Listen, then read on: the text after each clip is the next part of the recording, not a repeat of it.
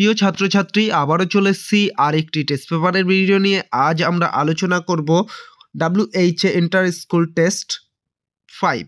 দেখো 5 নাম্বার সেটটি তোমাদের রয়েছে। 5 নাম্বার সেটে যত এমসিকিউ এসিকিউ প্রশ্নগুলো রয়েছে তা কিন্তু সম্পূর্ণ এই ভিডিওর মাধ্যমে আলোচনা করব। তোমরা সম্পূর্ণ ভিডিওটি দেখবে, তাহলে কিন্তু তোমরা জেনে যাবে যে রাষ্ট্রবিজ্ঞান বা পলিটিক্যাল সায়েন্সের যে শর্ট প্রশ্ন এসিকিউগুলো বিশেষত রয়েছে, কারণ অনেক অ্যান্সার তোমাদের এমসিকিউ দিয়ে দিয়েছে। তবুও তোমাদের সুবিধার্থে আমরা এই ভিডিওর মাধ্যমে এমসিকিউ ভিডিওগুলো দিয়ে থাকি এবং এসিকিউগুলো তো দেয়া হয়ই। তোমরা সম্পূর্ণ ভিডিওটা দেখো, তাহলে তোমাদের কিন্তু অনেকটাই তোমাদেরকে সাহায্য করতে পারবো, আর তোমরা সম্পূর্ণ অ্যান্সারগুলো মুখস্থ করতে পারো এবং লিখেও নিতে পারো। ওকে, চলো তাহলে সম্পূর্ণ ভিডিওটি আলোচনা করা যাক। দেখো, প্রথম প্রশ্ন, দ্বিতীয় বিশ্বযুদ্ধ শুরু হয়। দেখো, দ্বিতীয় বিশ্বযুদ্ধ শুরু হয় 1939 সালে। তারপর 2 নম্বর প্রশ্ন, ঠান্ডা লড়াই শব্দটি প্রথম ব্যবহার করেন। উত্তর হবে বার্নার্ড বারুচ।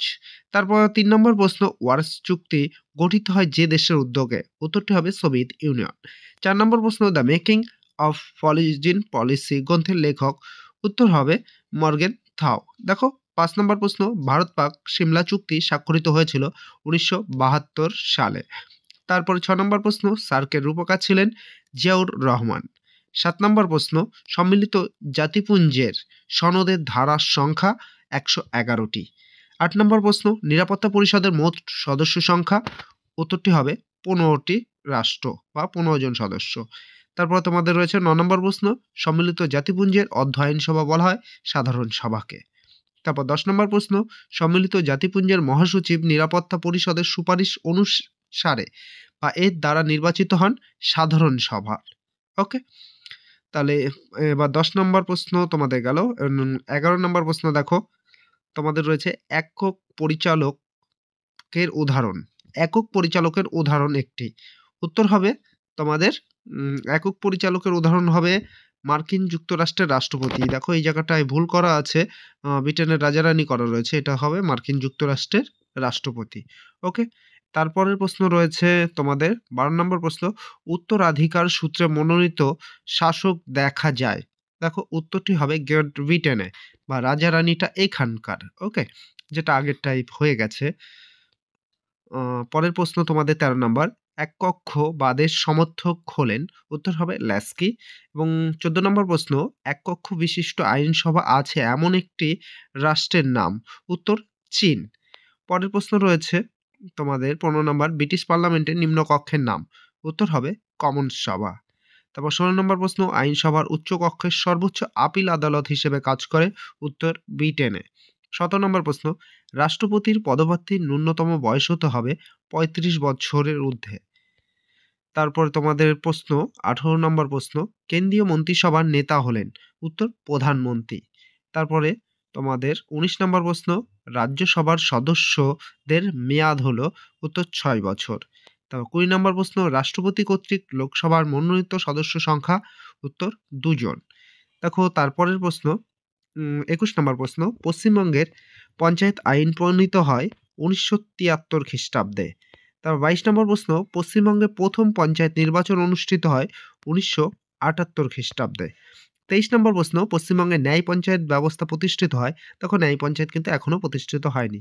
তারপর 24 নম্বর প্রশ্ন, পৌরসভা নির্বাচিত প্রতিনিধিদের বলা হয় কাউন্সিলর। এতক্ষণ আমরা জানলাম এমসিকিউ প্রশ্নগুলি, তার সমস্ত উত্তরগুলো তোমরা দেখে নিয়েছো। তোমরা ভালো করে মুখস্থ করবে, দেখবে এর মধ্যে থেকেই ম্যাক্সিমাম তোমরা কমন পেয়ে যাবে বা এই ধরনেরই প্রশ্ন কিন্তু তোমাদের চলে আসবে। এবার দেখো, তোমাদের যে এসিকিউ প্রশ্নগুলো রয়েছে, তোমাদের এই 5 নম্বর সেটের যে এসিকিউ প্রশ্ন সেট রয়েছে, প্রশ্নগুলোও খুব সুন্দর রয়েছে। তোমরা এগুলো ভালো করে মুখস্থ করবে। দেখো, প্রথম প্রশ্ন, ঠান্ডা যুদ্ধের গৃহীত যে কোনো দুটি পদ্ধতি। দেখো, জোট গঠন ও স্নায়ুযুদ্ধ। তারপরের প্রশ্ন রয়েছে অথবাই রয়েছে ট্রুম্যান নীতি কাকে বলে। উত্তরটি দেখো, 1947 খ্রিস্টাব্দে 12ই মার্চ মার্কিন সংসদের এক যৌথ অধিবেশনে ট্রুম্যান বলেন, এখন থেকে পৃথিবীর যে কোনো জায়গায় স্বাধীন জনগণ যদি সশস্ত্র সংখ্যালঘু অথবা বাইরের শক্তির আধিপত্য বিস্তারের প্রচেষ্টাকে প্রতিহত করার চেষ্টা করে, সেক্ষেত্রে তাদের সাহায্য করাই হবে আমেরিকা যুক্তরাষ্ট্রের নীতি। এই ঘোষণাই ট্রুম্যান নীতি নামে পরিচিত। তারপরের প্রশ্ন রয়েছে, দেখো, সিয়াটো সম্পূর্ণ নাম কি। দেখো, South East Asian trade organisation হচ্ছে সিয়াটোর পুরো নাম। 3 নম্বর প্রশ্ন রয়েছে, কোন সোভিয়েত নেতা শান্তিপূর্ণ সহাবস্থানের কথা বলেছিলেন? উত্তর হবে স্কুচেভ। পরের প্রশ্ন রয়েছে, সিমলা চুক্তি কেন সম্পাদিত হয়েছিল? দেখো এই জায়গাটা আমি তোমাদের তোমরা যাতে করো সেই জন্যই পুরো অ্যান্সারটা দিইনি। আমি উত্তর শুধু সালটা লিখে রেখেছি। তোমরা উত্তরটা কমেন্ট করতে পারো, আর না পারলে আমি ডেসক্রিপশনে দিয়ে রাখবো, তোমরা সেখান থেকে দেখে নিও। ওকে, দেখো উত্তরটি হবে তোমাদের সালটা হচ্ছে 1972, আর উত্তরটা আমি ডেসক্রিপশনে দিয়ে দেবো, দেখে নিও। পরের প্রশ্ন অথবাতে রয়েছে, সিটিবিটি কি? দেখো সিটিবিটি সংক্ষিপ্ত আকারে ব্যাপক পারমাণবিক পরীক্ষার নিষেধ চুক্তি। তারপরের প্রশ্ন রয়েছে 5 নম্বরে, ব্রিক্স কি? ব্রিক্স হলো বিশ্বের নেতৃত্বস্থানীয় উদীয়মান অর্থনীতির গ্রুপিং, যেমন ব্রাজিল, রাশিয়া, চীন, ভারত ও দক্ষিণ আফ্রিকার একটি সংগঠন। পরের প্রশ্ন রয়েছে 6 নম্বর প্রশ্ন, গুজরাল নীতি কার সৃষ্টি? দেখো গুজরাল নীতি সৃষ্টিকর্তা হলেন ইন্দ্র কুমার গুজরালের।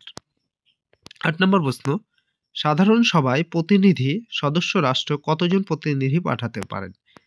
জাতিপুঞ্জের সকল সদস্য রাষ্ট্র নিয়ে সাধারণ পরিষদ গঠিত হয়। প্রতিটি রাষ্ট্রই 5 জন স্থায়ী কিংবা অস্থায়ী প্রতিনিধি সভায় প্রেরণ করতে পারে। 7 নম্বর প্রশ্ন, আটলান্টিক সনদ কত খ্রিস্টাব্দে স্বাক্ষরিত হয়? উত্তরটি হবে 1941 খ্রিস্টাব্দে আটলান্টিক সনদ স্বাক্ষরিত হয়। অনেক সময় দেখবে এটা আটলান্টিক চার্টার হিসাবেও লেখা থাকে। অথবা প্রশ্ন, সম্মিলিত জাতিপুঞ্জের 193তম সদস্য রাষ্ট্রটির নাম কি? উত্তর দক্ষিণ সুদান। পরের প্রশ্ন, অথবাই ভেটো ক্ষমতা বলতে কি বোঝো?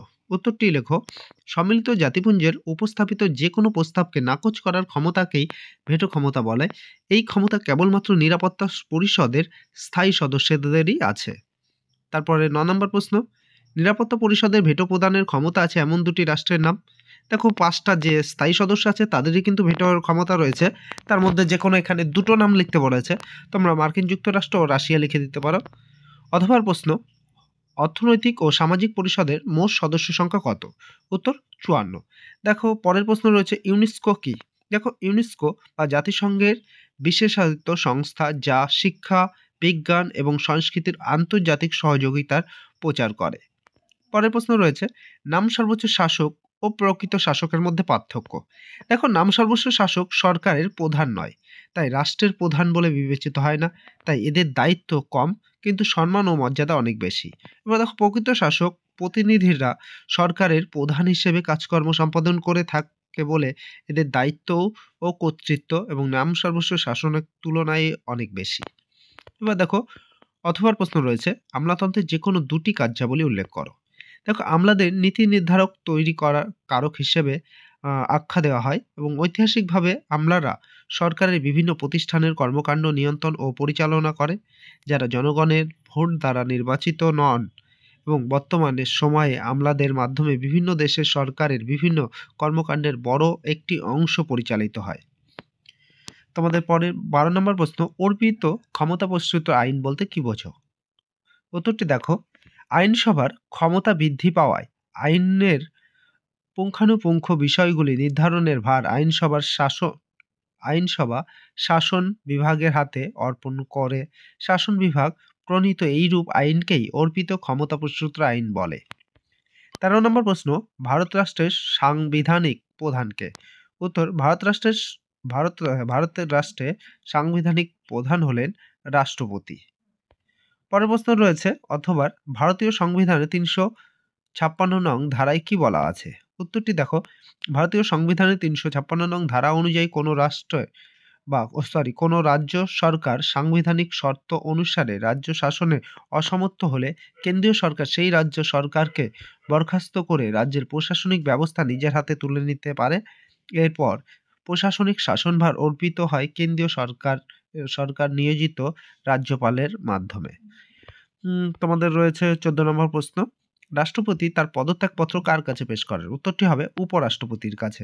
15 নম্বর প্রশ্ন দেখো, পঞ্চায়েত ব্যবস্থা মহিলাদের জন্য কত আসন সংরক্ষিত থাকে? উত্তরটি দেখো, পশ্চিমবঙ্গের পঞ্চায়েতের বা দ্বিতীয় সংশোধন আইন অনুসারে 2010-এ গ্রাম পঞ্চায়েতের মোট সদস্য আসনের 50% মহিলাদের জন্য সংরক্ষণের ব্যবস্থা করা হয়েছে।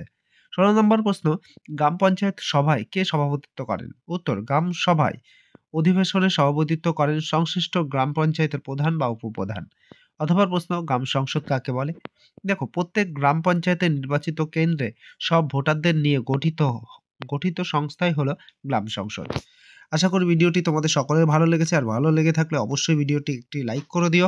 আর এই ধরনের সমস্ত ভিডিও পাওয়ার জন্য আমাদের চ্যানেলটিকে সাবস্ক্রাইব করে দিও। আর তুমি একা নিয়ে উপকৃত হও না, তোমার বন্ধুর মধ্যেও ভিডিওটি শেয়ার করে দিও। আবারও দেখা হবে তোমাদের সঙ্গে আরেকটি এই ধরনের ভিডিও নিয়ে।